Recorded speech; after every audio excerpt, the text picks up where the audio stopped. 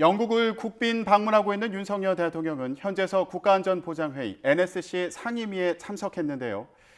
북한의 군사정찰위성이 대륙간 탄도미사일 ICBM 성능 향상을 목적으로 한다고 규정했습니다. 정부는 대응 조치로 9.19 군사합의 일부 조항에 대한 효력 정지를 추진하기로 했는데요. 임시국무회의에서 일사천리로 의결할 것으로 보입니다. 취재기자 연결합니다. 권남기 기자. 네, 정치부입니다. 네, 윤석열 대통령이 영국 현지에서 NSC 상임위에 참석했군요. 네, 윤석열 대통령이 찰스 3세 영국 국왕이 주최한 버킹엄궁 공식 오찬을 진행 중일 때 북한의 이른바 군사정찰위성 발사 소식이 전해졌습니다. 윤 대통령은 실시간으로 상황을 점검하고 보고받았고 영국 의회 연설까지 마친 뒤에 긴급 국가안전보장회의 NSC 상임위원회를 주관한 것으로 전해졌습니다. 합참의장이 정찰위성 발사 상황을 보고하고 대응 방안을 논의했는데요. 윤 대통령은 이 자리에서 북한의 군사정찰위성은 성공 여부와 관계없이 대륙간 탄도미사일 ICBM 성능 향상에 그 목적이 있다며 이는 북한의 핵과 미사일 위협을 실행에 옮기는 조치라고 지적했습니다. 북한의 도발로 규정한 건데 윤 대통령은 NSC 상임위에서 논의된 대로 적법 절차에 따른 대응 조치를 추진하라고 지시했습니다. 또 이번 조치가 국민의 생명은 물론 국가 안전보장을 위한 최소한의 방어적 조치라는 점을 국민과 국제사회에 정확히 설명하라고 말했습니다. 네, 윤 대통령은 대응 조치를 추진하라고 했습니다. 그동안 무역론 논란이 있었던 9.19 남북 합의에 대한 효력 정지를 의미하는 거죠?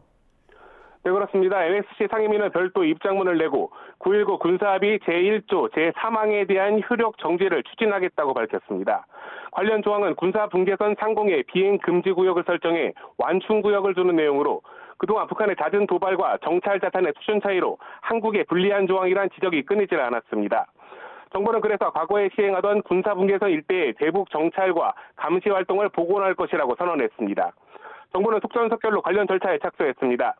한덕수 국무총리가 주재하는 임시국무회의가 오늘 오전 8시부터 진행 중인데 여기서 일부 조항 효력 정지를 의결할 것으로 보입니다. 9.19 군사합의 효력 정지는 국무회의 심의와 의결을 거쳐 북한에 통보하는 비교적 간단한 절차로 가능합니다. NSC는 북한의 군사정찰 위성 발사뿐 아니라 그동안의 각종 도발과 핵 위협이 이번 효력 정지의 배경임을 분명히 했습니다.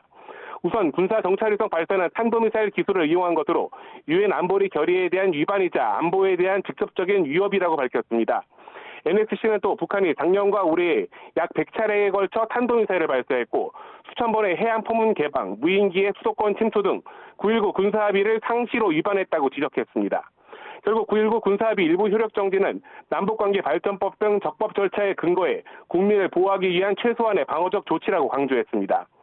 정부가 이번에 북한의 해안포 사격이나 해안 포문 개방도 지적한 만큼 공중에 이어 해상 완충구역에 대한 9.19 군사합의 효력 정지도 추진될지 주목됩니다. 지금까지 정치부에서 전해드렸습니다.